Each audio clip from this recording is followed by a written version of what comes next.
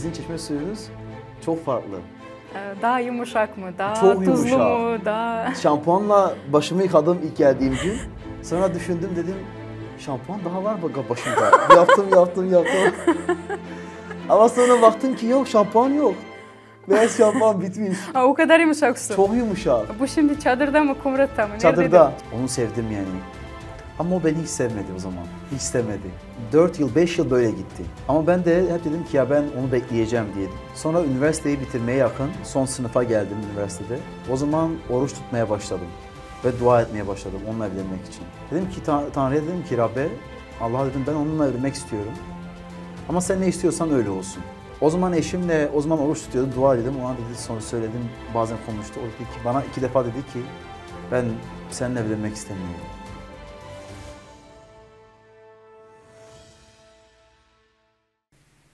Size pek çok seviniriz ki bugün stüdyomuzdaysınız. Ve ilk sorumuz, Moldova'ya nasıl düştünüz? Neye kezle geldiniz? Ya biz aslında Moldova'ya bizim bir arkadaşımız var, bir organizasyon var. Oradan Moldova'dan bir kardeş bizim evimize geldi Türkiye'ye. Diyarbakır'da bizim Türkiye'nin doğusunda yaşıyoruz, oraya geldi. Sonra konuştuk, Moldova'dan bahsetti, sizden bahsetti, Gavuz Türklerinden bahsetti. O zaman orada konuştuk, tamam o zaman siz buraya gelin dedi bize. Gelin görün diye söyledi. Bu 2 yıl önce oldu. Daha sonra 6 ay önce biz gençlerle, doğudaki gençlerle bir araya geliyoruz. Konferans yapıyoruz orada. O oraya geldi, konuştu, misyon hakkında anlattı. Sonra dedi işte buradan bahsetti. O zaman dedi ki gençleri alıp götürelim oraya. Orayı görelim. Tamam dedik o zaman. Sonra anlaştık ve bu zamana plan yaptık. O bize sağ olsun getirdi ve tanıştırdı sizinle. Süper. Demek ki siz sadece gelip görmek için bu niyetle burada. Aslında hem görmek için hem de yapabileceğimiz bir hizmet varsa onu yapmak istedik. Mesela? Mesela geçenlerde kiliseye gittik. Orada beraber tapındık Gagavuz Türkleriyle beraber. Evlerinde kalıyoruz. Onlar bizi misafir ettiler. Konuşuyoruz, sohbet ediyoruz. Tanışırsınız Gagavuz'la. Evet, çok iyi tanışırız. Yani çok mutlu olduk oranları gördüğümüze. Biz okulda Türkiye'de duyuyoruz. Bize anlatıyorlar işte. Hemen bunu sormak isterdim. Gagavuz'la hiç duydunuz mu? Duyduk. Okulda anlatıyorlar. Ama çok uzun değil. İşte Gagavuzlar var, işte Karamanoğulları farklı Türkleri anlatıyorlar. Ama yerinden bir şeyler. Evet ama şeyden hiç bahsetmezler. Hristiyan olduğunu söylemezler hiç. Sadece duyarız ki böyle Türkler var. Ama Gagavuz olduklarını Hristiyan olduklarını duymayız pek. Ama daha önceden İstanbul'da Gagavuz kardeşlerin olduğunu duyduk. Ve ben 8-9 ay önce Gagavuz bir kardeş buradan, George abi, o Antakya'ya geldi. Bizim bölgemizde bir yere. Orada biraz anlattı, Gagavuzlardan bahsetti. İlk defa orada duydum, evet. Yani tam böyle daha iyi duydum. İsim duydum ama onların imanı ilk defa o zaman duydum. Ama buraya geldiğimde duyduklarımdan çok daha iyi şeyler gördüm. Yani onların gerçekten imanı çok tatlı ve canlı kiliseler. Yani böyle ölü değil, uyumuyorlar. Yani hepsi canlı, ne yaptığını biliyor. O da gerçekten bizi çok mutlu etti ve sevindirdi. Buraya boş geldik ama dolu dolu dönüyoruz Türkiye'ye. Bizi de çok sevindirir bu. Ya. Peki nasıl düşünürsünüz siz? Acaba neden Türklere anlatmıyorlar hani Gagavuzlar inancı, yani Gagavuzlar Hristiyan? Ya bizim aslında ülkemizde maalesef bu konuda yani ülkemiz Türkiye Cumhuriyetlerde işte Türkmenistan'da, Kırgızistan'da, Azerbaycan'da hep gider başkanlarımız oraya. Gezerler, dolaşırlar ve beraber bir şey yapmak isterler. Ama onlar çoğunluğu da Müslüman olduğu için onlardan çoğu bahsederler. Özellikle Azerbaycan çok anlatırlar. Ama ülkemiz biraz daha, bizim ülkemiz laik bir devlet. Yani Müslüman bir devlet diye söylemiyor. Yasalarımızda öyle bir şey yok. Ama uygularken yani yaparken hep Müslümanlıktan bahsederler. O yüzden burası Hristiyan olduğu için onlar duymak istemezler. Hristiyanlar işte Türkler Hristiyanmış. Çünkü öyle olursa o zaman düşünecekler. Benim atalarım Hristiyan. Ben nasıl Müslüman oldum o zaman? Çünkü bizim için bizde mesela Türk dediğin zaman Müslümandır. Biz konuşuyoruz, diyoruz Hristiyanız. Nasıl yani? Sen ataların Müslüman, nasıl Hristiyan olursun? O yüzden onlar biliyor ki gençler duyarsa Ha işte bunlar Hristiyanlar, gençler düşünecek. Aa o zaman biz nasıl Hristiyan, Müslüman olduk? Araştıracaklar. Araştırınca anlayacaklar ki ha bu bizim demek ki sonradan böyle oldu atalarımız. Ama Hristiyan atalarımız da varmış. O zaman onları araştıralım diyecekler. O yüzden Araştırınca da Hristiyan olacaklar. O yüzden çok fazla anlatmazlar, söylemezler. korku üzerinde. Yani Evet. insanları dininden Aynen öyle. değiştirmek için. Aynen öyle. Çünkü mesela bazı ülkelerde o var. Mesela Azerbaycan'a gittik. Orada baktık kocaman camiler var, şeyler var. Sonra bize söyledi oradaki kardeşler. Türkler bunu yaptı. Erdoğan geldi bunu yaptı, burayı açtı. Sonra burada gezerken de onu gördük. Bazı yerlere gittik. Baktık tam Türkiye'lileri. Biz sorduk dedik cami var mı burada? Dedi yok cami daha yok. Ama birçok Türkiye'lileri var. O zaman onlar istiyorlar yani biraz daha gelelim anlatalım.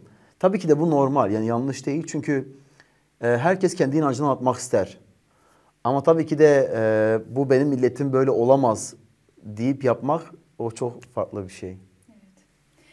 Gagozlar için dediniz, daha çok Gagozlar için değil ama inanımız için dediniz ki şaştınız. Evet. Şaşılacak bir şey. Sıcak buldunuz bizi. Belki daha neler ayrı, Türkiye'den ayrı bizim insanda görebildiniz? Moldova'yı nasıl buldunuz, Gagozları nasıl buldunuz? Ya bizim için en çok şaşırtan şey çoğu misafirperverler. Yani insanları, misafirleri çok iyi ağırlıyorlar.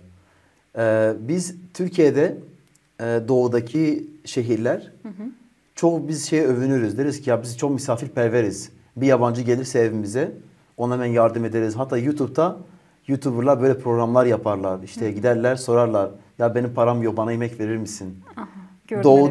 Doğuda bunu hemen herkes ha gel yemek alayım sana. Ama batıda çok fazla bu olmaz. Çünkü çok güvenmezler. Çok kalabalık çünkü. Burada biz düşünüyorduk yani kendimizi öyle düşünüyorduk. Ama buradaki Gagavuz Türkler bizden daha misafirperver. Olur mu? O zaman anladık ki biz onlardan öğrenmişiz aslında. Çünkü evlere gittiğimizde gerçekten bizi hemen ağırladılar. Kiliseye gittiğimizde hemen yanımıza geldiler, sordular. Yani farklı ülkelere de gidiyoruz, farklı yerlere geziyoruz, kiliselere gidiyoruz. Tabii ki de hepimiz kardeşiz ve o şey var. Ama burada sanki biz evimizdeyiz. Yani hiç yabancılık hissetmiyoruz burada. Ne güzel. Akşam eve gittiğimizde kardeşlerle sohbet ediyoruz, evinde kaldığımız kardeşler. Ondan sonra kiliseye gittiğimizde sanki kendi kilisemizdeymişiz gibi hissediyoruz. Dil yüzünden olabilir mi bu? Belki dilden de olabilir, evet. Yani dil daha rahat. Ama hemen insanlar gelip konuşuyorlar. Bu da çok güzel. Yani kimse demiyor, aa tamam misafir merhaba gitmiyor. Hemen gelip konuşuyorlar. Bir de Türkiye'de yaşamış çoğu kişi. Yaşayınca o zaman hemen geliyorlar, konuşuyorlar, sohbet ediyorlar. Çünkü orada vardılar. Evet. Görünce Ve şey de çok seviniyor. güzel. Yemekler de çok güzel. Gerçekten mi? Gerçekten yani tabii Türkiye'deki gibi değil. Ama buradaki yemekler de çok güzel. Özellikle dün akşam bir kilisede yemek yedik. Golgota Kilisesi'nde. Çok güzeldi yemek. Yani ben neden şaştım? Yemeklerimiz güzel. Yani herkesi kendi yemeğini sever. O kadar ki Türklerin yemekleri farklı. Çok başka bizim yemeklerden. Da, bir yemeğini değiştirince insan içi bozulur, ne bileyim sevmez. Çünkü alışmış kendi yemeğine. Doğrudur. Bizde çok güzel oldu yani. Biz sevdik. Sadece bize biraz bizden çok farklı. Kahvaltı. Mesela biz kahvaltı yaptığımızda yani çeşit çok olmasa bile peynir, zeytin, salatalık, domates, ekmek vesaire şeyler olur. Ama burada fark etti genelde sanki daha çok işte börek, sonra salam, sosis gibi şeyler var. Doğru. O biraz farklı bizden.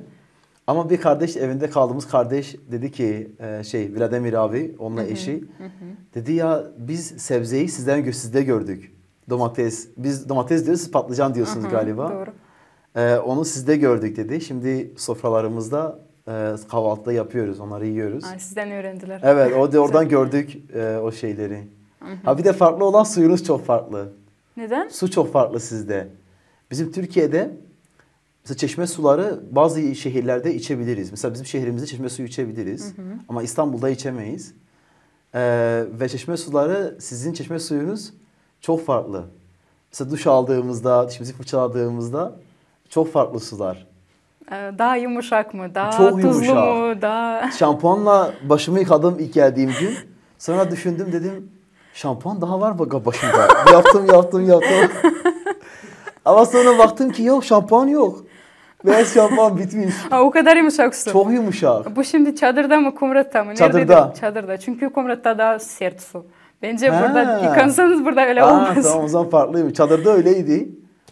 O çok farklıydı. Bir de içme suyu, Türkiye'de içme suyu hepsi aynı. Hazır sular, yani bakkalda satılan sular. burada içme suları hepsi birbirinden farklı. Yani bir tane markaları. içtik. Evet, markaların tadı da farklı. Bir tane içtik, dedik ya bu iyidir. Bir tane içtik, ya bu çok tatlı. Yani çok farklıydı. En son bir tane bulduk ama. Sizin bir suyunuz vardı. Onu bulduk, o çok güzeldi. Türkiye'den bir su var burada, sırma. Ama sırma her tarafta yok. Ama sizin bir suyunuz vardı, o çok güzeldi. Şimdi onu içiyoruz. Süper. Ya bunu hiçbir zaman düşünmedim ki insan suyun tadını böyle markette, yani sınıftık Evet. zaten her türlü var Doğrudur. diye. Ya ben normalde tat konusunda iyi değilim. Eşim çok iyi. Sadece içiyorum, yiyorum. Benim için sorun değil. Ama sonra ilk gün geldiğimizde suyu içtik. Dedim ya bu su çok farklı. Dedim eğer bana farklı geliyorsa onlara çok farklı gelecek, diğer arkadaşlarımıza. Bir yerden bir su içtim, dedim ki ya bu su güzel, gelin için. Sonra böyle içtiler. Bu su güzel, bu tatlı. Bana öyle geldi dedim. Hepsinin tadı başka. Farklıydı, evet. İnteres. Acaba Türkler daha çok neler olabilir ki bilirler Gagavuzlar için? Okulda çok anlatmıyorlar. Evet. Ama okul dışında belki birisi. Ya okul dışında çok bence bilmiyorlar.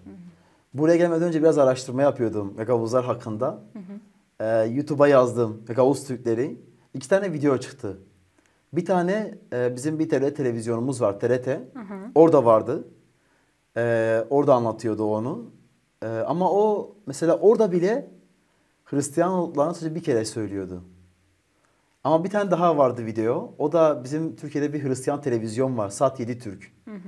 Onlar buraya geldiler. 2 yıl önce burada video yaptılar. Hatta Golgota Kilisesi'ni çekmişlerdi. Onu orada görmüştüm. Mesela onlar hep Hristiyanlığı onlara sordular. İkisini izledim. Ve bir şey çok anlatıyorlardı. Futbol. Çok anlatıyorlardı. Bir takım var diyorlardı burada. Gagavuz Türkleri arasında. Onu çok duydum. Ama Türkiye'de bence o kadar çok insanların çok fazla bildiğini sanmıyorum. Biraz araştıran insanlar, hani tarih okuyan insanlar biliyorlar. Ama herkesin Gagavuz Türklerini çok bildiğini düşünmüyorum. Şimdi ben dönünce biz kendi kanallarımızda yapacağız. Onlar Hristiyandır diye anlatacağız. Çok güzel. Bu iyi bir iş olacak. Türkler daha fazla bilecekler. Evet. Yani Gagavuzlar var diye onu bırakalım da Hristiyan olduğumuz için bunu öğrensinler. Bu çok iyi olur. Evet. Yani o çok önemli zaten. Yani millet olmak güzeldir ama bazen o geçiyor. Ama inanç o zaman insanın hayatını şekillendiriyor. Yani mesela burada kültürel açıdan çok farklı, yani anlaşılıyor. Mesela biz Almanya'ya gidiyoruz. Orada da Türkler var. Ama Hristiyan Türklerin yaşantısı Müslüman Türklerden çok farklı. Yani ben şey için söylemiyorum, kötülemek için söylemiyorum kesinlikle.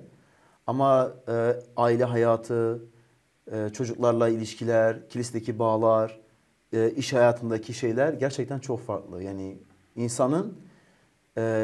insanın kültürünü belirleyen, karakterini belirleyen şey milleti değil, inancıdır aslında. O yüzden Gagavuz Türkleri çok farklı diğer Türklerden. Aynı değiller.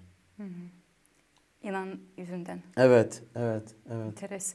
Ben bu konuştan sonra Türkiye'ye gidip Türkler nasıldır öğrenmek çok istiyorum. Bekleriz. Yani biz zaten onun için geldik. Şimdi dediler bir daha gelin.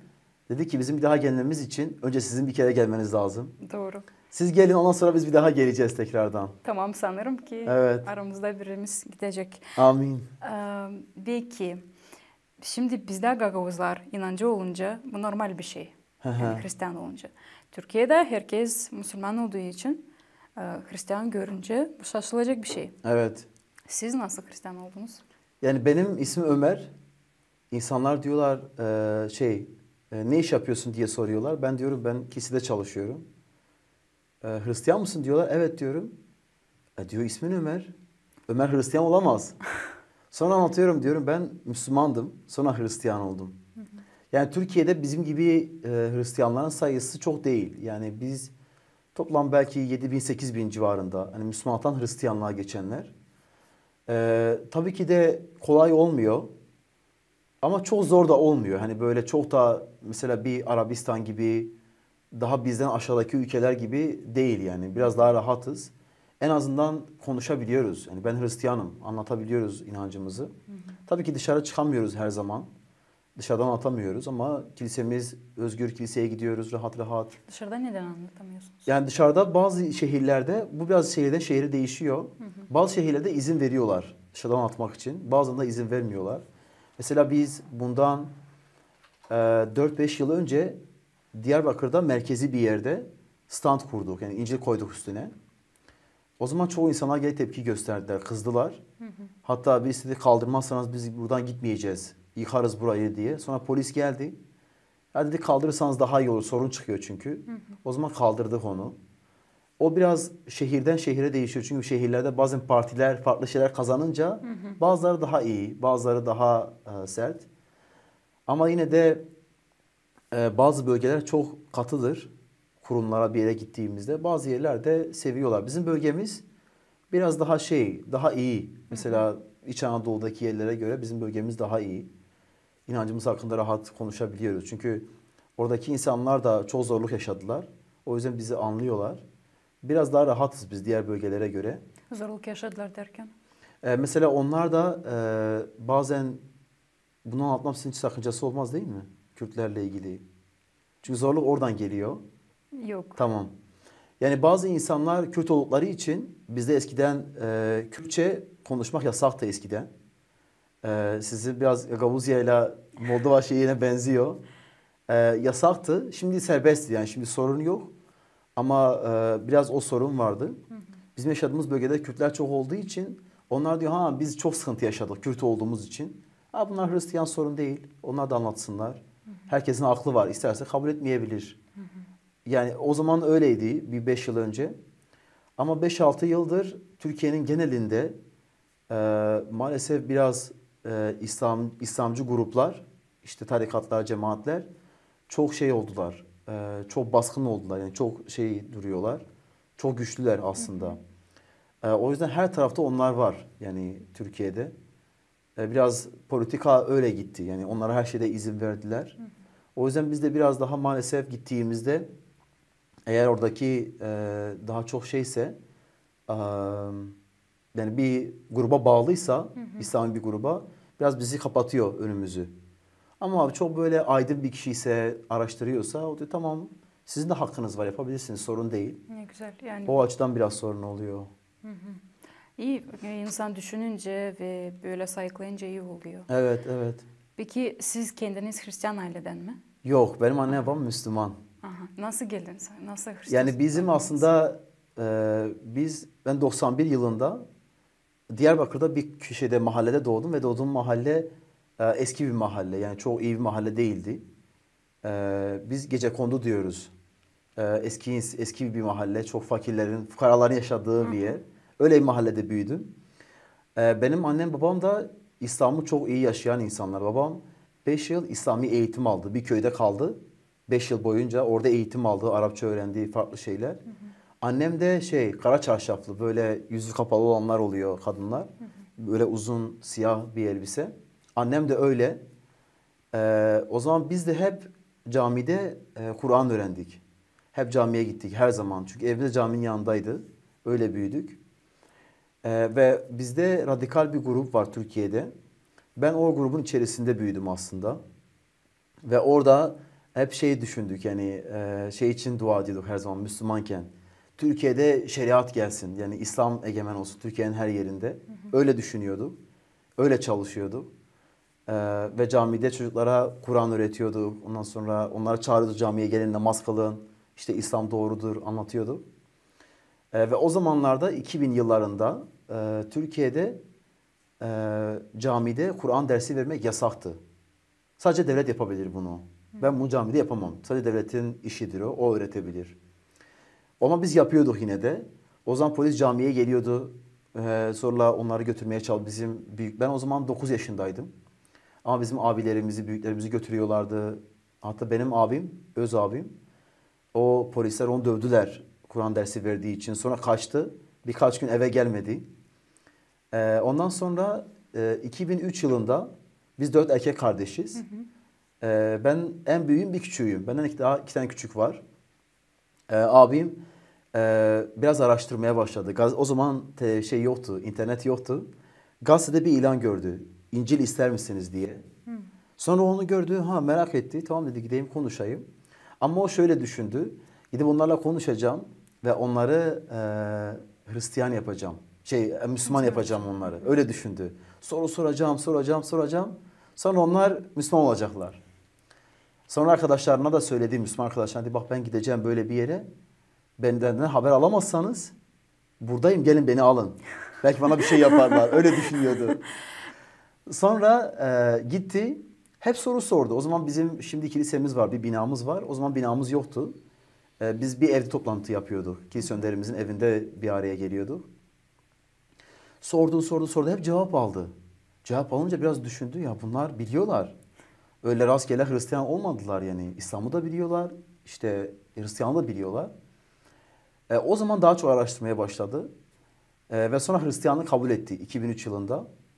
Tabii o Hristiyan olunca biz o zamana kadar hiçbir zaman düşünmedik. Bir Müslüman Hristiyan olabilir. Çünkü böyle bir şey mümkün değil. Hristiyan Müslüman olabilir. Bu çok normaldir. Ama Müslümanın Hristiyan olacağını hiç düşünmedik. Sonra evimizde çok sorunlar oldu. Babamla çok kavga ettiler, sorun yaşadılar. Herkes artık bize şey diyordu. Ya işte bakın bunun abisi Hristiyandır. Hep öyle bir şey vardı. Bir de bizim ailemiz de olduğumuz bölgede çok dindar biliyorlardı herkes bizi. Yani biz İslam'a bağlı diye biliyorlardı. Öyle olunca babam bir anda yıkıldı yani. Çok zorlandı. Tabii babam da İstanbul'da yaşıyordu. Benim babam taksicilik yapıyordu İstanbul'da. İşte 8-9 ay. Sizin burada da duydum hep. Erkekler gidip çalışıyorlar, geri geliyorlar. Benim babam da hep öyleydi. Sonra abim 2003 yılında Hristiyan olunca bir 5-6 ay sonra askere gitti. O zaman bizde askerlik 18 aydı. Askerliğini yaptı, geri geldi. Sonra iş bulamadı Diyarbakır'da. Mersin'e taşındı. Yani Mersin Diyarbakır'a yaklaşık 7-8 saat uzaklıkta. Oraya taşındı. Ve orada evlendi. Hristiyan bir kızla evlendi. Tabii o evlendiğinde annem babam düğüne gitmedi. Kızı görmeye gitmedi. Hatta yengem geldi tanıştı bizimle. Yine de onlar görüşmek istemediler. Yani geldi konuştu ama çok böyle suratı soğuktu, böyle çok şeydi. O zaman işte ben de onunla kiliseye gittim çocukken 2003 yılında. 5-6 ay kiliseye gittim. Bir tane Alman bir kız kardeş vardı. Almanya'dan Türkiye'ye gelmişti. Diyarbakır'da yaşıyordu. O hep İsa'yı anlatıyordu bize. Ben daha o zaman kaç yaşındaydım? 9, işte 11-12 yaşlarındaydım. Ama tabii İsa'yı anlamadım çok fazla. Sonra o gidince Mersin'e ben de kiliseyi bıraktım. Kiliseyi bıraktım. Babam da dedi ki ya tamam işte bu gitti Hristiyan oldu bir oğlum. Diğerleri olmasın. Sonra bizi götürdü. Biz zaten içinde bulunduğumuz bir cemaat vardı. Oraya gittik. Ben de artık oraya gitmeye başladım. İslam'ı daha çok o zaman öğrenmeye başladım, araştırmaya başladım. Çünkü abim Hristiyan olunca dedim ki ya bu Hristiyan oldu. İşte bu İslam'ı bilmiyordu, gitti Hristiyan oldu. Daha çok İslam'ı öğrenmeye başladım. İşte o zaman camide çocuklara ders vermeye başladım, Kur'an öğretmeye başladım. Biraz Arapça öğrenmeye başladım. İslam'ın şeriatını öğrenmeye başladım. Sonra abimle bütün konuşmamız kesildi. Çünkü dedim ki o Hristiyandır, ben onunla konuşamam. Ve o zaman ilişkimiz kesildi onunla. Konuşmaya bıraktık. O ara ara Diyarbakır'a geliyordu bizi ziyarete. Sonra bir gün Diyarbakır'a geldi. Onunla yürüyorduk bir yolda. Dedi bak ben buradan döndüğüm zaman ben sordum niye Hristiyan oldun diye. O zaman da çoğu İslam'ı seviyordum yani yaşıyordum. Bak dedi ben şimdi Hristiyanım. Buradan döndüğüm zaman deseler ki öleceksin hemen giderim hiç durmam. Ama Müslümanken buradan döndüğünde öleceksin deseler asla gitmezdim. Geri dönerdim. Ben de şöyle düşündüm kendi kendime. Dedim ya bu adam yanlış bir inançta ama ölümden korkmuyor. Ben doğru bir inançtayım ama ölmek istemiyorum. O diyor ki ya ben ölsem ne olacak ki Allah'ın yanına gidiyorum. Ama ben öyle söyleyemiyorum. Bunu düşündüm biraz kafamda. Ama çok üstünde durmadım o kadar. Ona dedim ya bu adam işte bilmiyor. Öyle düşündüm hep. Ve o zaman şey düşündüm. İşte babamla konuşuyordum. Dedim ki babama ben gideceğim askerlik yapacağım. Ondan sonra ben şeye gideceğim, Çeçenistan'a gideceğim. Oradaki İslami gruplara katılacağım. Sonra o zaman El-Kaide çok meşhurdu. El-Kaide'ye gideceğim diye söyledim. O dedi tabii ki de olur git. Biz isteriz, çok mutlu oluruz. Çünkü o zaman da ben hep şeyi geziyordum. Cebimde sarık vardı böyle. Biz takke diyoruz. Müslümanlar takıyorlar. Aha, aha. Namaz kılıyorlar. Öyle geziyordum hep. Daha sonra biraz İncil'i araştırmaya başladım. Ama araştırmak istememin sebebi Hristiyan olmak için araştırmadım. Abimin inancını öğreneyim. Onu Müslüman yapayım tekrardan. Diyeyim bak bu yanlıştır, bu Aynı böyledir. fikirle. O gitti öbürleri Müslüman Öyle yapmak. yaptı aynen. Ben de aynı fikirle onu geri getirmek istedim. Ama sonra baktım ki yani İncil'i okuduğumda bir şey anladım. Dedim ki ya bu kitapta yazılanlar televizyonda gördüğüm gibi değil. Çünkü biz Türkiye'de televizyona, Avrupa'ya baktığımızda diyoruz ki Hristiyanlar böyle yaşıyor, rahatlar, şöyledir, böyledir. Ama İncil diyor ki hayır. Bir ayet vardı Matta'da, o çok dikkatimi çekti. İsa diyor ki bir kadınla bırak zina yapmayı, zihninde bile düşünürsen bu zinadır. Dedim o zaman bir dakika yanlış öğrendim bazı şeyleri. O zaman İncil'i daha çok araştırmaya başladım. Ve araştırdıkça biraz İslam'dan uzaklaşmaya başladım yavaş yavaş. Tabii uzaklaşınca çok sorunlar olmaya başladı ilk başta. Sonra İncil'i tamamen okumaya başladım, araştırmaya başladım. Ve 3 ay, o araştırma sürecinde 3 ay sabah kiliseye geliyordum, akşam camiye gidip namaz kılıyordum. Hep böyle anlamıyordum yani hangisi doğru, hangisi yanlış. Hep dua ediyordum her akşam. Ya diyordum bir Allah var ama Müslümanların mı Hristiyanların mı onu bilmiyordum. O zaman işte daha çok araştırmaya başladım.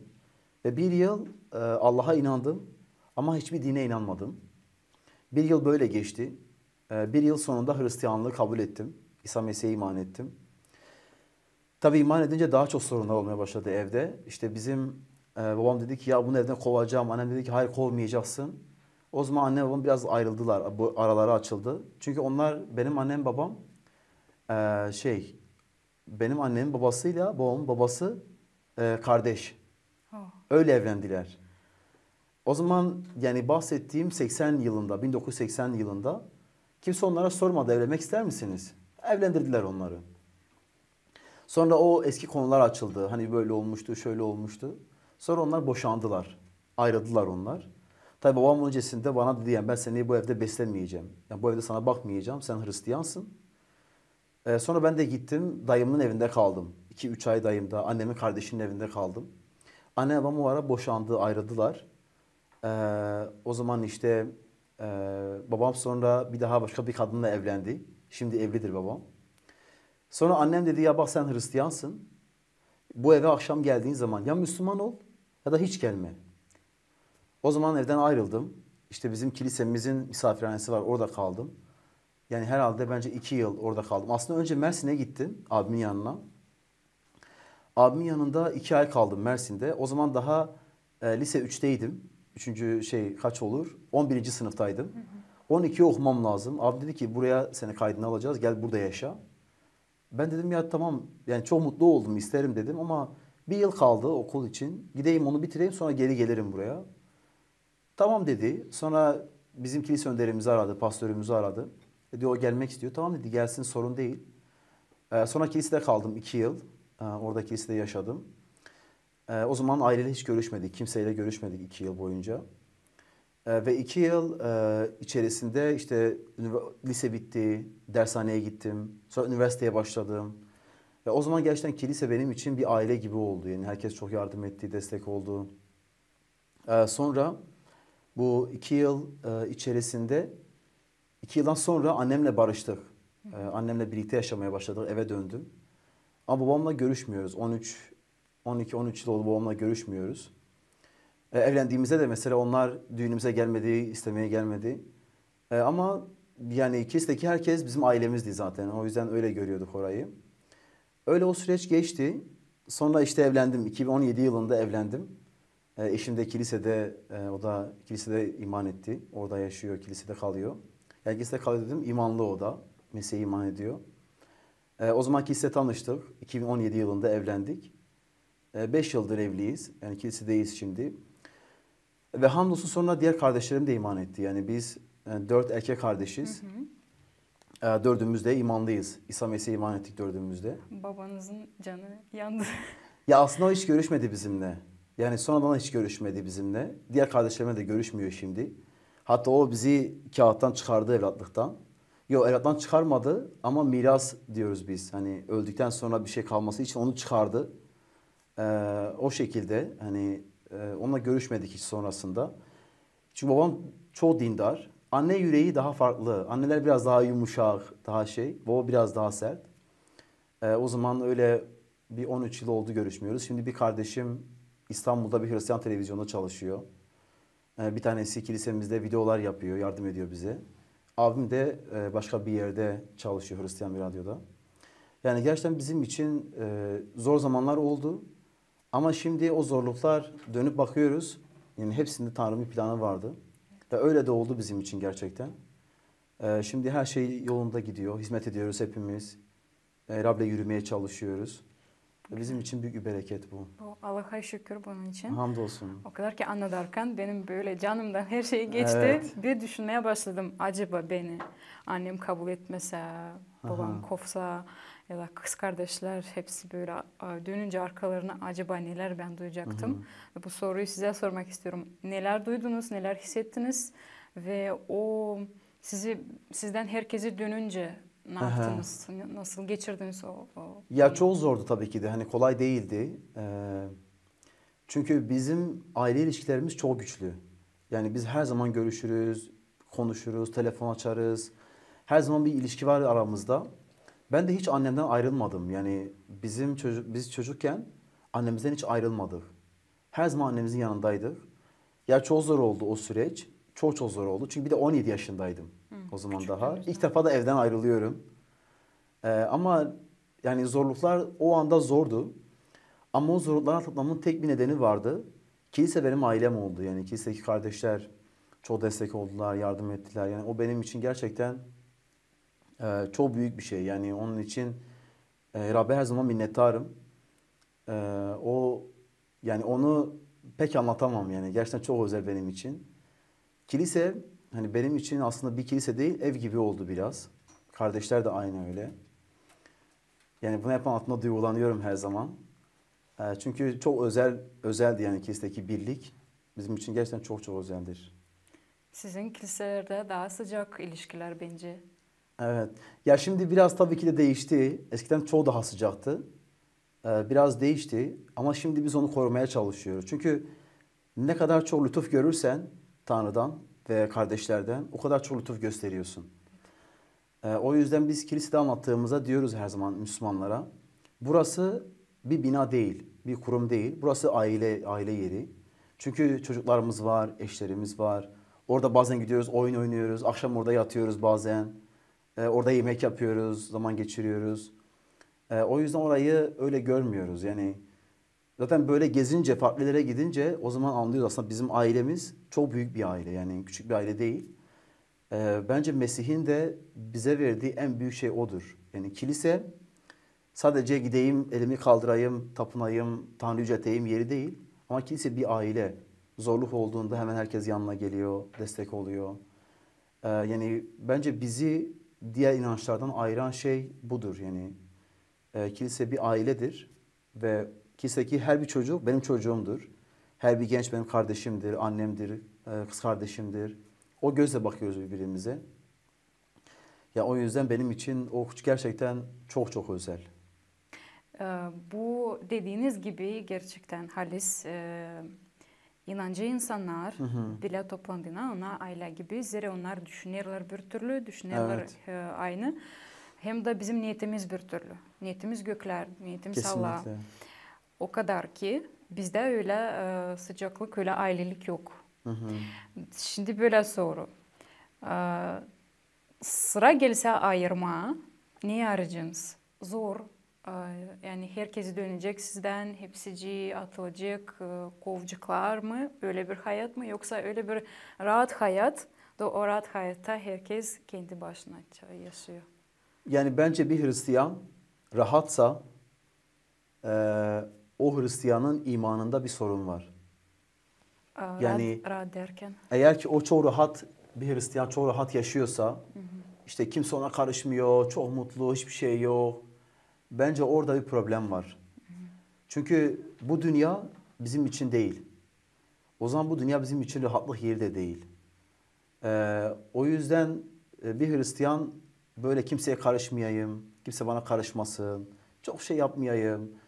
Mesih böyle bir hayat söylemedi. Yani İncil'i okuduğumuzda hiçbir zaman Mesih şöyle söylemedi. Ha, bana gelince çok zengin olacaksınız, böyle olacak, şöyle olacak. Mesih bunu söylemedi. Tam tersi dedi ki Beni bana kovdular. geldiğinizde benim adım buna söz edecekler. Anneyle kızın arasına girmeye geldim. Çocuklarla arasına girmeye geldim. Çünkü benim yüzümden size karşı duracaklar. Yani o yüzden bence bir Hristiyan durduğu zaman o Hristiyan yavaş yavaş ileriye değil geriye doğru gitmeye başlıyor. Ama hareket ederse o zaman daha çok büyümeye başlıyor. Çünkü bir Hristiyan için durmak demek ölmek demektir. Mesela kilise tarihinde ilk Hristiyanlar Konstantin Hristiyanlığı kabul edene kadar Hristiyanlık çok yayıldı, her tarafa gitti. Ve gerçekten insanların imanı çok tazeydi, canlıydı. Ama Konstantin Hristiyanlığı kabul etti. Yavaş yavaş kurallar gelmeye başladı. Kilise artık çıkıp anlatmak yerine kilise yavaş yavaş durmaya başladı. Zaten Hristiyandır diye düşündü. Hani zaten Hristiyandır demek o zaman o Tanrı'yı yansıtmıyor. Çünkü Hristiyan demek benim annem Hristiyan, böyle kalayım. Bu Hristiyanlık değil. Her birimiz tek başımıza Tanrı'yı izliyoruz. Ve bu hepimizin Tanrı ile yolculuğudur. Mesela belli bir yaşa geliyoruz, evleniyoruz. Evlendiğimizde bir kişi evleniyor. Aileler evlenmiyor. Tanrı ile de böyledir. Yani biz Tanrı'ya geldiğimizde ailemizle benim babamın imanı beni kurtarmıyor. Annemin kilisede hizmet etmesi, babamın diyakon olması, pastör olması beni kurtarmıyor. Beni kendi imanım kurtarıyor. Doğru. O zaman ben tek başıma Tanrı'yı izliyorum. O yüzden hani böyle oturup rahatım, çok mutluyum. Yani bu Hristiyanlık değil. Doğru diyorsunuz. Benim sorduğum şey insan yani kimse kovmuyor, herkesi kabul ediyor, böyle herkesi Hristiyan. Öyle olunca biraz sanki inan yavaşlamaya başlıyor. Yavaşlıyor, aynen doğrudur. O yüzden diyorum ki hangi hayatı ayıracaksınız? O zorlar mı? Bu Yok, böyle. bence zorluk daha iyi. Zor hayat daha iyidir.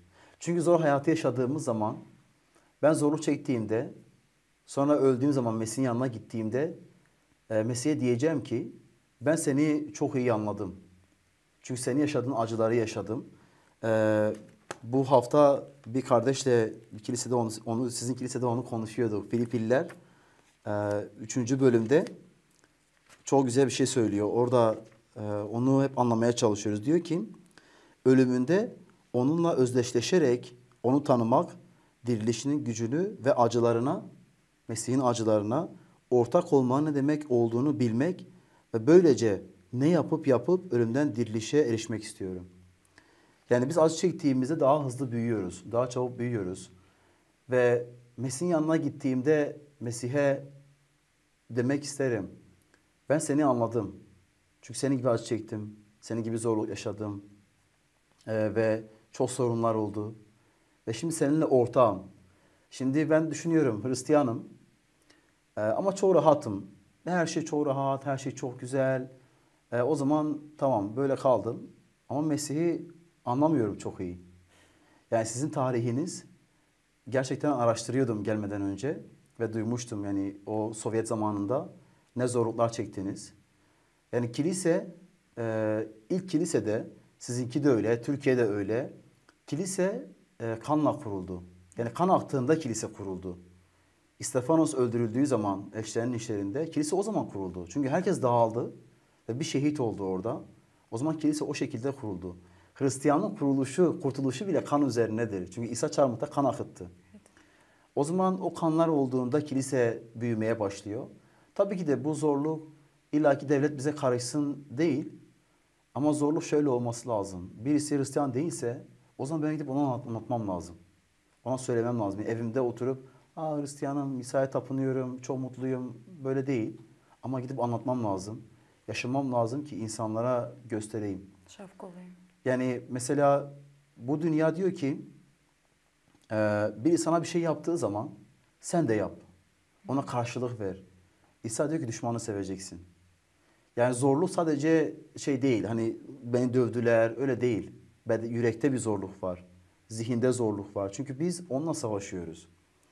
O zaman yüreğimde savaşıyorum. Kardeşime karşı baktığımda ya, bu iyi değil. İşte bu Hristiyanlık değil. O zaman kendimle savaşıyorum. Herkesi sevmek için. Evet, o işte yürekteki o savaş bizim rahat olmadığımızı gösteriyor. Bence Hristiyan, zor zamanlarda Hristiyan olmak bence kolaydır. Yani bize herkes diyor Türkiye'de Müslümanlarda zordur. Bizimki zor değil aslında. Çünkü biz hiç uyuyamıyoruz. Yani şöyle düşünün, bir asker nöbet tutuyor. Asker uyuyamaz. Çünkü uyursa düşman gelir. Türkiye öyle. Biz orada imanımızı biraz uyutursak eğer biz ölüyoruz. Ama böyle ülkelerde, yani sizin Moldova gibi ülkelerde uyumak çok daha kolay. Çünkü her şey çok rahat. Kimse karışmıyor, müjde anlatıyorsun, bir şey olmuyor. Biz Türkiye'de çocuklara İncil veremiyoruz. Ama geçen gün gezdik bir şehirde. Çocuklara İncil verdik. Bir dakika kötü olmasın. Diyor sorun değil verebilirsiniz. Problem değil. İşte bu insanı uyutuyor. Araba sürenler biliyorlar. Araba sürerken gözlerin açık ama uyumuşsun aslında. Yani gözler açık gidiyor ama araba başka yere gidiyor. İşte bazen rahat olduğumuz zaman bazen bunu yaşıyoruz. Gözler açık, Ama yaptığımızı, gördüğümüzü düşünüyoruz ama aslında uyumuşuz. İşte o zaman biraz kendimizi silkelediğimizde, ben ne yaptım düşündüğümüzde işte o zaman çok daha farklı oluyor. Peki dediniz ki daha iyi zorluklar olsun. İçimizde kendimizle güreş getirelim, savaş götürelim. İnsanlar hangileri zor geçer? Onlara nasıl nasihat verebilirsiniz ki o zorları nasıl daha kolay geçsinler? Yürekteki zorluklar değil mi? Yürekteki de dışındaki de. Yani benim bildiğim tek bir şey var bir Hristiyan olarak. Bu kitabı okumak. Yani eğer ki bir Hristiyan bunu okumuyorsa, bunun üzerinde düşünmüyorsa, bunu anlamaya çalışmıyorsa, o zaman gerçekten de çok çabuk uyuyabilir. Çok çabuk kendini kaybedebilir. Yüreği değişebilir. Ama bunu her gün okuyan birisi kesinlikle ve kesinlikle uyumayacak. Çünkü bu bizim için bir roman değil. Bu bizim için bizim ekmeğimizdir. Yaşamımızı sağlayan ekmektir. Bizde bir söz var Türkiye'de diyoruz ki bana arkadaşını söyle, sana kim olduğunu söyleyeyim. Yani kiminle çoğu zaman geçirirsen ona Öyle benziyorsun. olursun. Evet. Eğer bununla çoğu zaman geçirirsek, bunu çok okursak, bunun üzerinde düşünürsek, işte o zaman buna benzemeye başlıyoruz. Yani ben de Hristiyan olduğumda dedim ki abime, dedim ya işte ben Hristiyan oldum, bir kağıt var mı? Hani kurallar olsun, öyle yaşayayım Hristiyanlığı. Dedi kurallar yok. Yani bir kağıt yok. İncil'i okuyacaksın ve tanıyacaksın İsa'yı.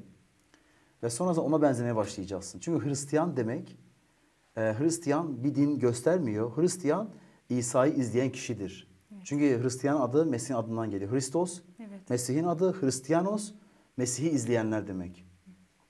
O zaman Onun biz gibi yaşayanlar. aynen onun gibi yaşıyoruz ve onu izliyoruz. O ne yapıyorsa onu yapıyoruz. Zaten Hristiyanlara öyle dediler ilk Hristiyanlara. Dediler ki onlar küçük mesihçikler dediler. Dalga geçtiler onunla. Çünkü onlar İsa'yı Ama doğru izliyorlardı. Soruyorlardı siz neye inanıyorsunuz? Biz Nasraniyiz diyorlardı hatta. İsa'yı izliyoruz. Onun tarikatındanız, onun arkasından gidiyoruz.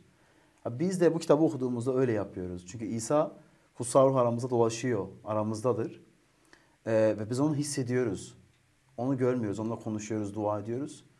Ama bununla Tanrı bizimle konuşuyor. Evet. Yani dua bizim Tanrı'yla konuşmamızdır. Ama kitap Tanrı'nın bizimle konuşmasıdır. O yüzden bunu her okuduğumuzda bakıyoruz Tanrı bizimle konuşuyor. Canlı bir Allah var, diri bir Allah var.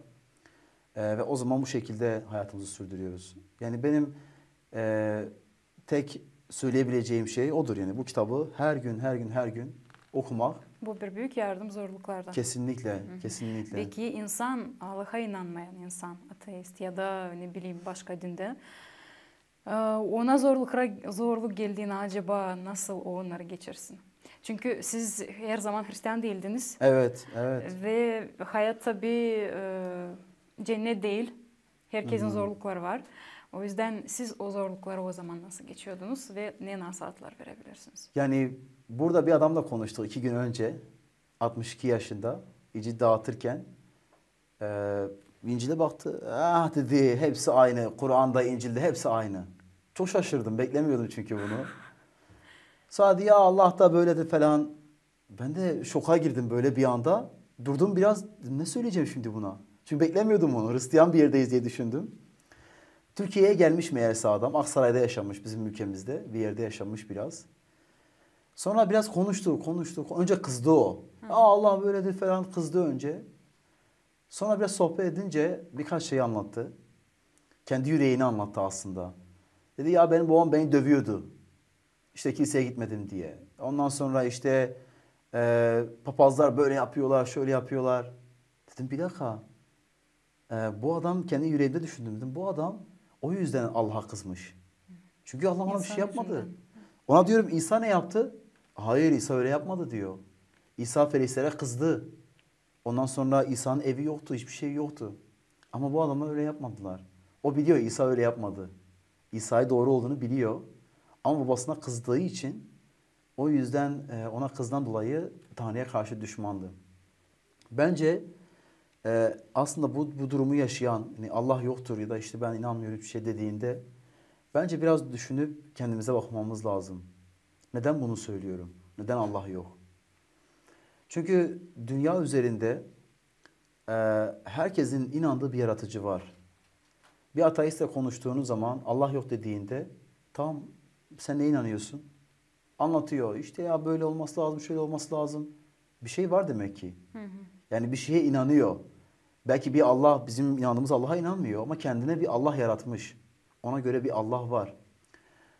O zaman insanın yüreğinde bu var. Kutsal kitap bize öğretiyor yani. Bir tane, biz buna şey diyoruz. Bir tane genel vahiy var. Bir tane de özel vahiy var. Genel vahiy, Allah bütün insanlığı yarattığında kendisini insana tanıttı. Nasıl yaptı bunu? Evren aracılığıyla, doğa aracılığıyla. Çünkü her şey o kadar mükemmel ki bir düzen var ortada. Bir kaos yok. Evet. Buna genel vahiy diyoruz. Herkes bunu görebiliyor. Özel vahiy de işte budur. İsa'nın bize gönderdiği kitap ve İsa'nın hayatı.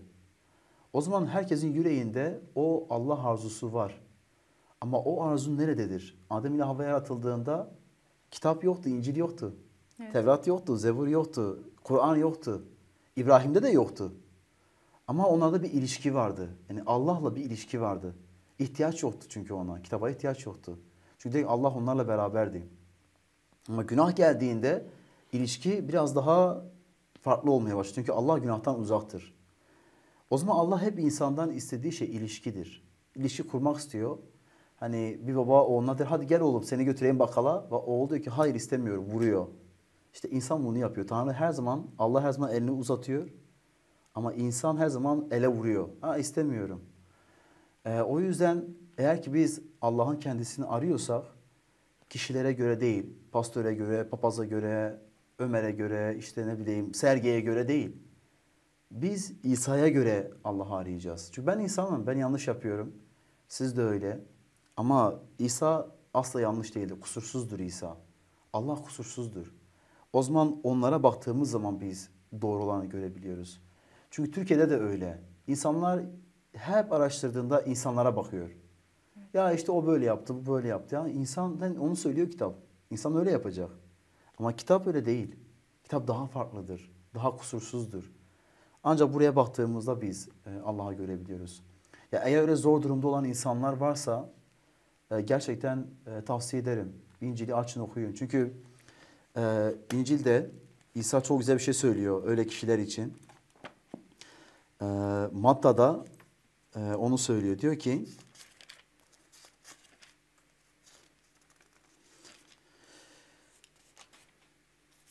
yorgunlardan bahsediyor. Orayı hemen bulayım, kısaca okuyayım orayı. Diyor ki ey bütün yorgunlar ve yükü ağır olanlar bana gelin ben size rahat veririm. Boyunduruğumu yüklenin benden öğrenin. Çünkü ben yumuşak huylu alçak gönüllüyüm.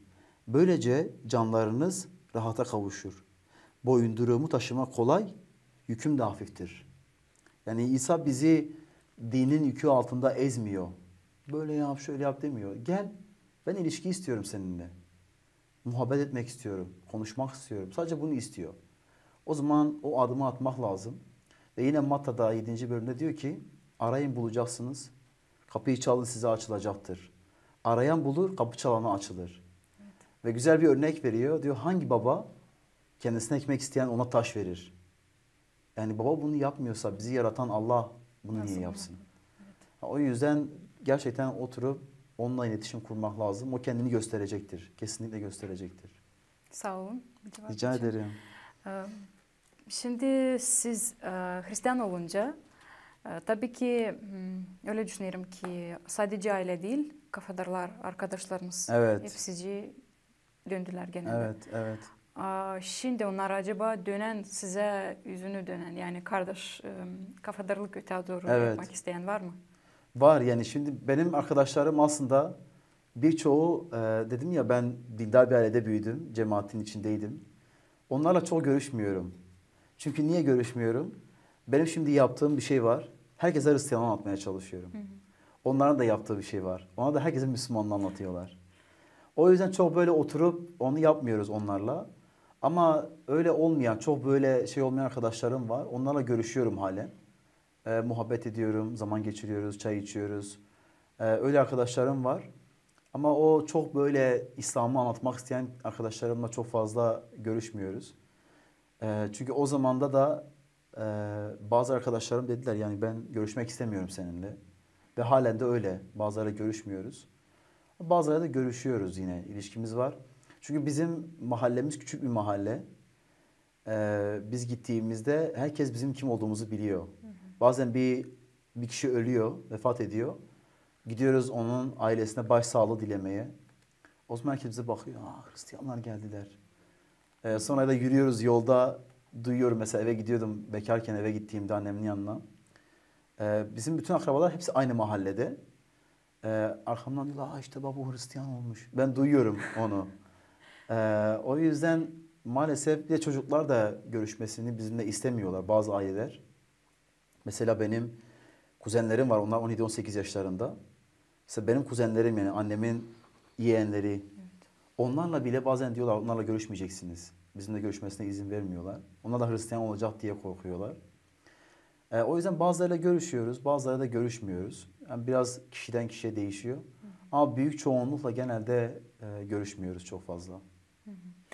Acaba hayaliniz ne? Güzel bir soru. Yani benim tabii ki de eşimle bir hayalim var. Onunla mutlu olmak ve beraber zaman geçirmek. Ama en büyük hayalim ailemle beraber Tanrı'yı yüceltmek ve ölene kadar İsa'ya sadık kalmak. Yani en büyük hayalim o. Ve bundan 30 yıl sonra, şimdi 31 yaşındayım. 30 yıl sonra dönüp arkama baktığımda şunu söylemek istiyorum. İsa'ya yakışan bir hayat yaşadım. Ve şimdi artık onun yanına gitmeye hazırım. Çünkü yapacağımı yaptım, işimi bitirdim. Ee, Ve öyle bir hayat yaşamak istiyorum. Yani keşke demek istemiyorum. 17 yaşında İsa'ya geldim. Şimdi 13 yıldır İsa'yı izliyorum. Ve şimdiye kadar hiç keşke demedim. Yani İsa o kadar çok hayatımda işler yaptı ki, o kadar çok beni kendinde tuttu ki, hani asla onu bırakmak, farklı bir şey yapmak asla istemem. Ama hani tabii ki de eşimle hayalim yani onunla beraber hizmet etmek en büyük hayalim. Şimdi öyle yapıyoruz. O da buraya geldi. Beraber geldik buraya. Ve beraber kilisede gençlere bakıyoruz. Ailelerin yanına gidiyoruz. O benim için büyük bir hayaldi. Şimdi o gerçek oldu. Yeşu da diyor ki, Yeşu 24. bölümde, Yeşu diyor ki İsrail halkına, ben ve ev halkım bugün Rab'be kulluk edeceğiz. Siz karar verin ne yapacaksınız. Biz de hep öyle dedik. Yani evlenirken öyle dedik. Biz Rabbi izleyeceğiz dedik. En büyük hayalim de o. Yani rahat bir şekilde, yani rahat dediğim doğru bir şekilde İsa'yı izleyeyim. Ve bir gün böyle geri çekilip oturduğumda, yaşlandığım zaman evet diyeyim, yaşadım İsa gibi. Ve onu izledim. Ve şimdi de artık onun yanına gitmeye hazırım. bir tane ayet var. Hep bu ayeti her zaman söylüyorum. Eşimle konuşma diyorum ona, bir gün ölürsem sen bu ayeti benim mezarıma bu ayeti yaz. O kızıyor ya öyle bir şey söyleme falan diye Erken söylüyor. düşünmek diye. Evet. Yani ona söylüyorum her zaman. Bu çok hoşuma gidiyor bu ayet. İbraniler kitabında diyor ki bu kişilerin hepsi İbraniler 11. bölüm 13. ayet. Bu kişilerin hepsi imanlı olarak öldüler. Vaat edilenlere kavuşamadılarsa da bunları uzaktan görüp selamladılar. Yeryüzünde yabancı ve konuk olduklarını açıkça kabul ettiler. İşte İbrahim'den, Musa'dan onlardan bahsediyor. Böyle konuşanlar bir vatan aradıklarını gösteriyorlar. Ayrıldıkları ülkeyi düşünselerdi geri dönmeye fırsatları olurdu. Ama onlar daha iyisini yani göksel olanı arzu ediyorlardı. Bunun içindir ki en güzeli burası.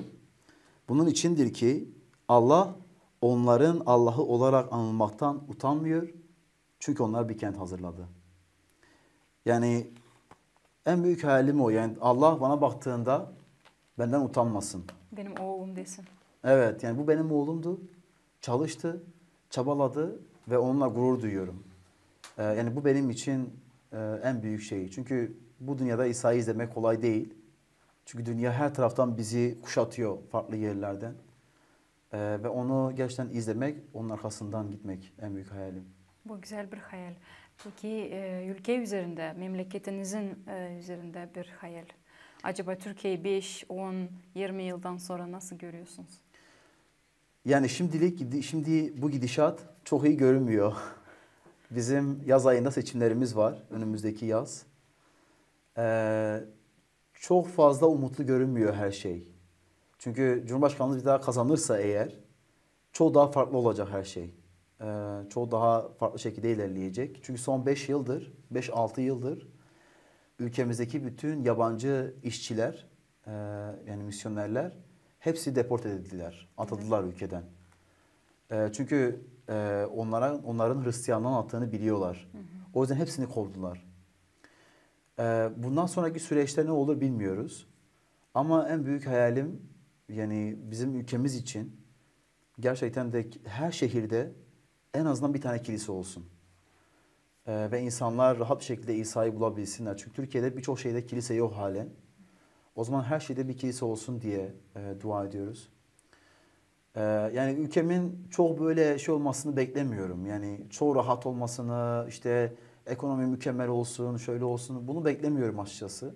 Daha çok din tarafından Evet, yani bahsediyorum. din de hani eğer Müslümanlık çok daha fazla olsa bile bazen düşünüyorum, diyorum acaba öyle olsa daha mı iyi olur? Çünkü İran Müslüman bir ülke ama Hristiyanlığın da en hızlı büyüdüğü ülke İran. İran'da insanlar çok çabuk İsa'yı kabul ediyorlar. Çünkü bizim İran'la sınırımız var. Oradan insanlar kaçıyor sürekli Türkiye'ye. Hepsi Hristiyanlar. Yani o yüzden bazen diyorum acaba öyle olsa daha mı iyi olur bilmiyorum. Ama her ne olursa olsun ülkemde yani iyi kötü ne olursa olsun yine de biz İsa'yı izleyeceğiz. Ona kulluk edeceğiz. Ve bir de maalesef bizim ülkemizde AK Parti de olsa, CHP de olsa, başka parti de olsa kim gelirse gelsin biz o ülkenin vatandaşı değiliz. O ülkenin vatandaşıyız, kimliğimiz var. Ama bizi hep yabancı görüyorlar. Yani farklı olarak görüyorlar. İşte bizi biraz ajan gibi görüyorlar. İşte Amerika bunları şey yapıyor gibi görüyorlar bizi. O yüzden biz de onların bizi kabul etmesini beklemiyoruz. Zaten biz de diyoruz yani nerelisiniz dediklerinde biz diyoruz biz yukarıdaki vatandanız, göklerdeniz. Bizim vatanımız orada yani burada vatan aramıyoruz. Ama bizim ülkemiz bilmiyorum Rabbim bize ne gösterecek, ne olacak. Ama dua ediyoruz ülkemiz için, başkanlarımız için, yöneticilerimiz için dua ediyoruz her zaman. Hikmetle ülkeyi yönetsinler yani yapsınlar her şeyi. Allah'ta kuvvet var, güç var. Amin. Amin. Nasıl olacak göreceğiz. Kesinlikle. Sizin bakışınızı öğrendik. Sağ olun. Evet. Böyle bir olay var bizde Gagavuzya'da. Aha. Bizim insanlar, kadınlar, karılar daha çok giderler Türkiye'ye kazanmak. İleriden daha çok giderdiler. Şimdi biraz durum başka. Onların çoğu da evlenirdiler. Türklere evlenince de lazım kabul etsin İslam'ı Evet. ve kabul ederdiler. Ne düşünürsünüz bu orada? Yani bu çok üzücü bir olay. Ee, Yani bilmiyorum, bazen canlı bir şekilde İsa'yı yaşayanlar ee, çok az gidip Müslüman olurlar. Yani bence Bu doğru. Müslümanlığı kesinlikle İslam doğru olduğu için kabul etmiyorlar. Ama şöyle düşünüyorlar. Ha, ben buraya gidersem, onunla evlenirsem rahat olacağım.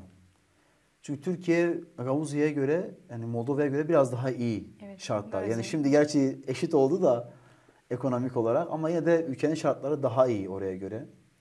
O zaman düşünüyor ki ha, ben bununla evlenirsem burada kalacağım artık. Ama yürekten Müslüman olduğunu düşünmüyorum kesinlikle o insanların.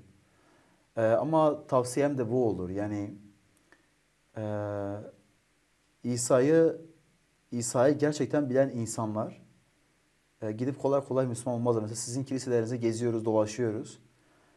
Orada belki 1000 kişiden belki bir kişi vardır ya da yoktur öyle olan.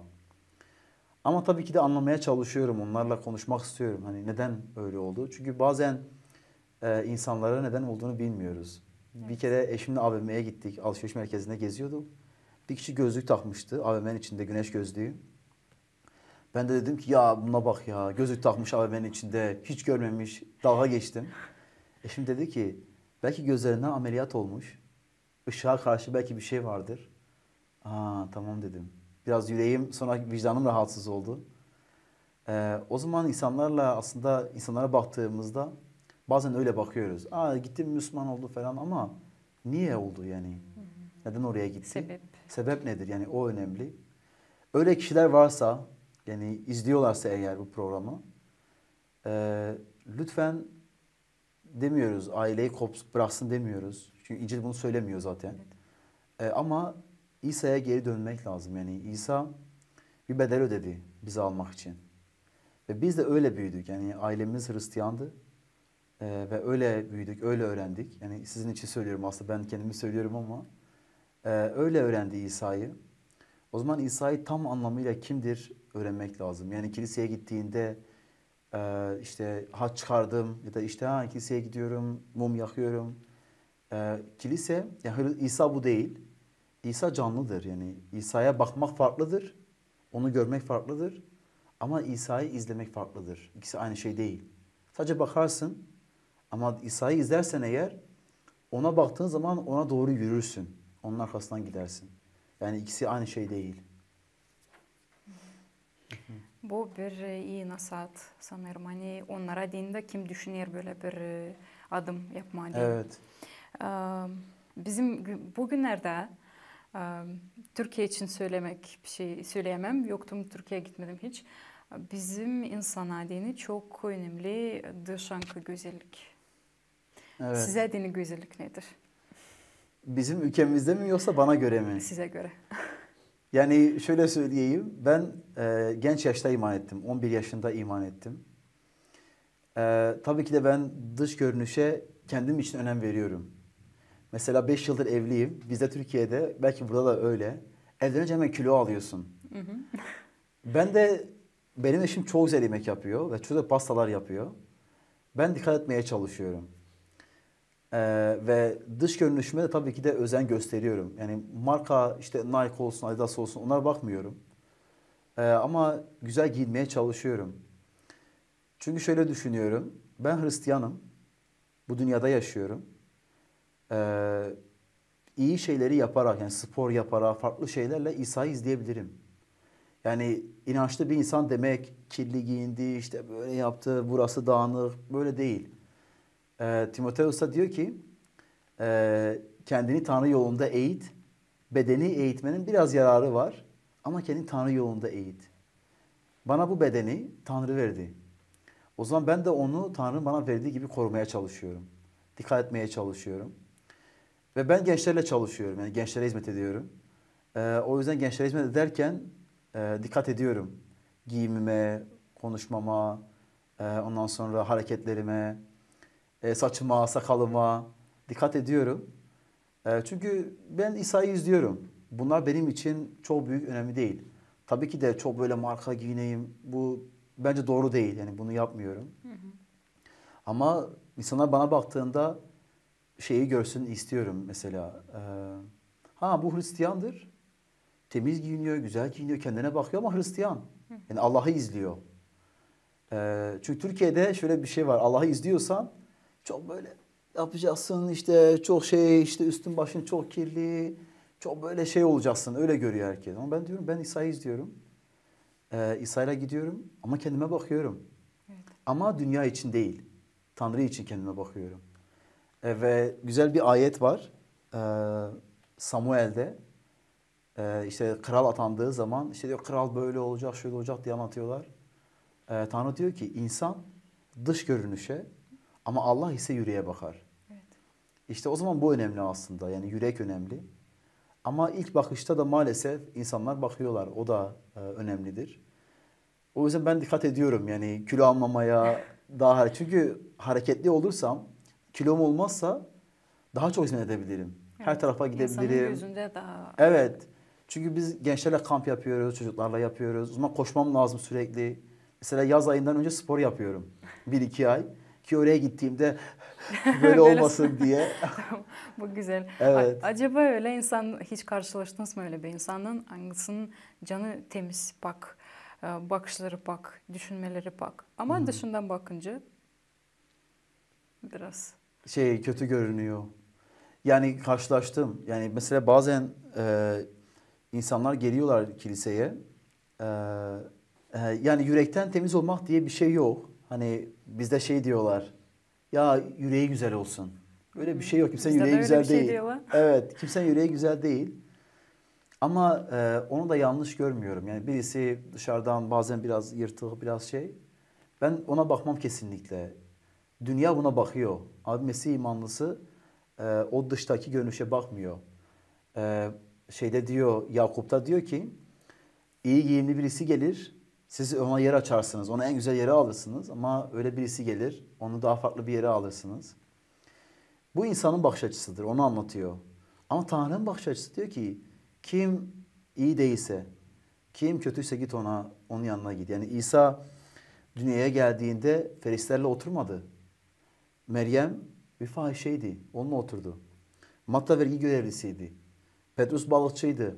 Yani hep böyle farklı farklı. Nerede insanların hor gördüğü, sevmediği biri varsa İsa onlarla oturdu. Ben de İsa'yı izliyorsam o zaman yapmam gereken de odur. Onlarla oturmam lazım. Onlarla zaman geçirmem lazım.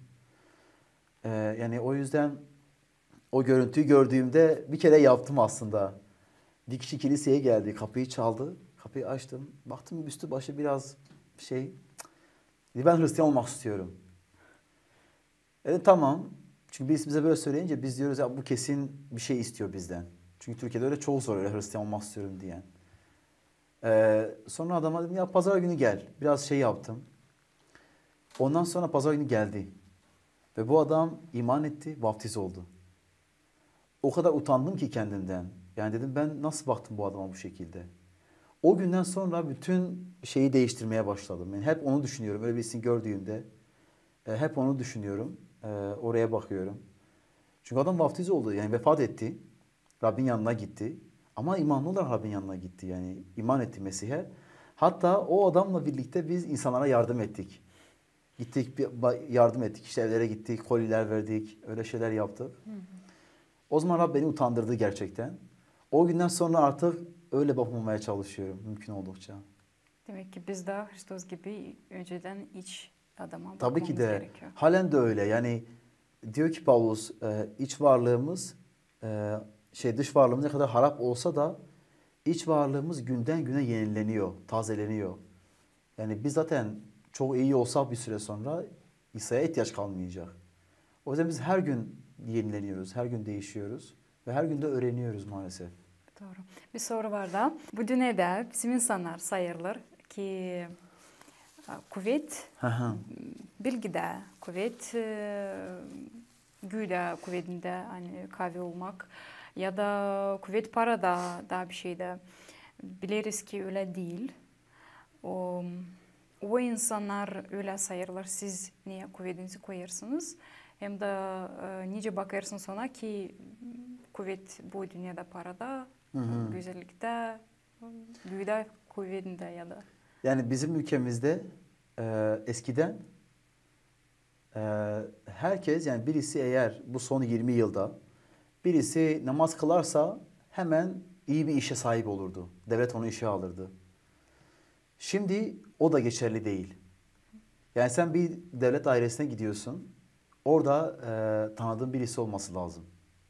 Yoksa işler çok yavaş gidiyor. Bir işe öğretmen 4 yıl üniversite okuyorsun, öğretmen olacaksın. Diyor ki Ankara'da tanıdığın kimse var mı başkentte? Kimi tanıyorsun? Ya da işte bir işe gireceksin, birisi sana lazım. Ya Türkiye'de maalesef hep böyle. Şimdi bir de para var. Yani para veriyorsun, gizliden veriyorsun parayı, işini yapıyorsun. Maalesef her zaman bu böyle oluyor. Yani paran varsa güçlüsün.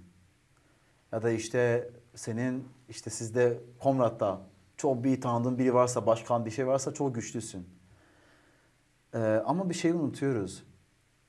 Biz parayı mezara götürmüyoruz. Mezarın yanında biraz da para olsun demiyoruz. Tanrı'nın yanına gittiğimizde para olsun demiyoruz. Ya da işte benim tanıdığım var, o bana yardım eder. Yani bu şekilde bazen olabilir belki. Yani çok zor bir şey olur. İnsan yardım ister birinden. Ama Tanrı'ya güvenmek, işte o zaman Hristiyan o demektir zaten. Yani sen eğer güvenmiyorsan Tanrı'ya, o zaman işler daha farklı ilerliyor. Son zamanlarda çok yaşıyoruz bunu Türkiye'de. Gençler üniversite bitiriyorlar, iş bulamıyorlar. O zaman diyor ya işte kiliseye gelmesem iş bulabilirim. Çünkü bu 2015'te darbe oldu Türkiye'de. Ondan sonra çok araştırdılar insanları, araştırıyorlar.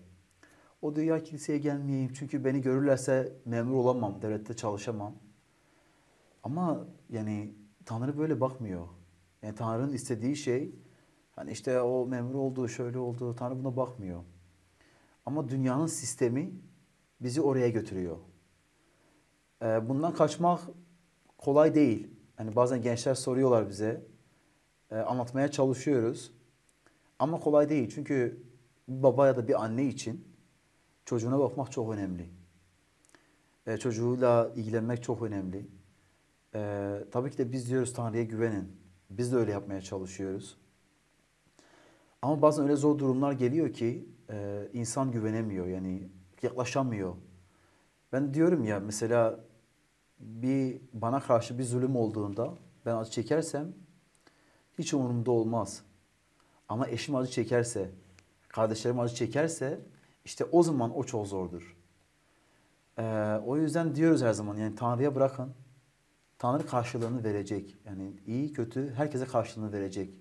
Çünkü diyor ki o kötülerin de iyilerin de üzerine güneşini doğdurur. Evet. Şimdi bunu söyleyen bir Tanrı varsa o da sadıktır. O diyor ben vazgeçmeyeceğim. Siz sadık kalmasanız bile ben sadık kalacağım.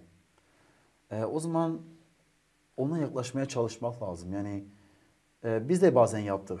Yani imansızlık yapıyoruz bazen. Ya işte buna gidelim bize yardım etsin. Kilisemiz ilk kurulduğunda onu yaşadık. Kilisemizi kapattılar. İnşaat başladı. İnşaat durdurdular. Ve da mahkeme dava açtı devlet bize. Kilise yapamazsınız. İşte hapise atmaya çalıştı kilise önderimizi.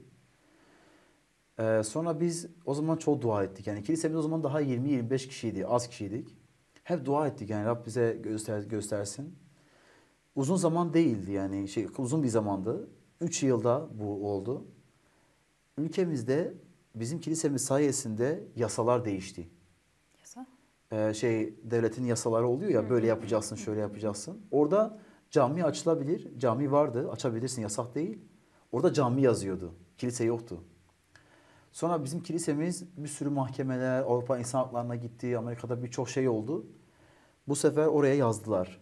Cami değil de ibadethane açabilirsin. Yani işte cami, kilise, havra, farklı yerler. Herhangi. O değişti. O zaman kilisemiz açıldı. Bu 3 yılda oldu. Kısa bir zaman değildi yani uzun bir zamandı. Ama sonunda Rab yaptı. O zaman bizim de o şekilde düşünmemiz lazım. Yani hemen olmayabilir ama yavaş yavaş olur. Bazen de hiç olmuyor. Daniel'in arkadaşları diyor ki işte kral Nebukadnesar onları atıyor, çukura atmak istiyor. 3 tane arkadaş Şadrak, Meşak, Abednego. Onlar diyor ki ey kral bugün Biz buradan kurtulabiliriz. Bizim güvendiğimiz Allah bizi buradan kurtaracak. Ama kurtarmasa bile biz ona kulluk edeceğiz. Yani bizim imanımız şartlara bağlı değil. Ha, Tanrı bana bunu yaparsa ben de bunu yapacağım. Böyle bir iman yok. Tanrı da yaptı. Kendinden bir parça oğlunu gönderdi. Bizim için çarmıha gönderdi onu. Hangi baba oğlunu kendi eliyle gönderir? Zaten yaptı onu. O yüzden bir şarta bağlamak kesinlikle o doğru değil. Eninde sonunda zaten biz bir şekilde onunla yürüyeceğiz. Ve bir Mesih imanlısı benim gördüğüm kadarıyla söylüyorum. Rab her zaman sağlıyor. Yani biz de 5 yıldır evliyiz. Bazen zor zamanlarımız oluyor. Ama bakıyoruz Rab bir yerden sağlıyor. Hiç beklemiyorduk bir yerden. Rab sağlığı sağlıyor, bize veriyor. Yani biz yeter ki ona duralım. Yani onda duralım. O her şeyi sağlıyor, veriyor. Yani ben bir Mesih imanlısının şimdiye kadar aç kaldığını kesinlikle görmedim. Hiç görmedim. Çünkü imanlar arasında paydaşlık var, ilişki var. Yani elçilerin işlerinde onu söylüyor. Kesinlikle hemen yardım ediyor. Ukrayna'da savaş oldu. Hemen Hristiyanlar oraya gittiler, yardım ettiler. Bizim ülkemizde yanımızda Suriye'de savaş oldu. Hemen Hristiyanlar oraya gittiler. Yani kesinlikle bir Mesih imanlısı asla aç kalmaz. O yüzden gücümüzü her zaman Allah'a Tanrı'dan, koyalım. Allah'tan alıyoruz. Aynen. Doğru, sağ olun. Şimdi anlatırken söylediniz ki çok zorluklar görünce hemen de Allah'tan bir cevap geliyor. Evet. Öyle zorlukların birkaçını anlatabilir misiniz? Yani benim en büyük zorluğum aslında iman hayatımda eşimdi. Niye eşimdi? Çünkü ben ilk 2009'a iman ettiğimde sonra bir yıl sonra iman ettiğimden sonra eşime karşı bir şeyler hissettim duygusal. Onu sevdim yani. Ama o beni hiç sevmedi o zaman. Hiç sevmedi.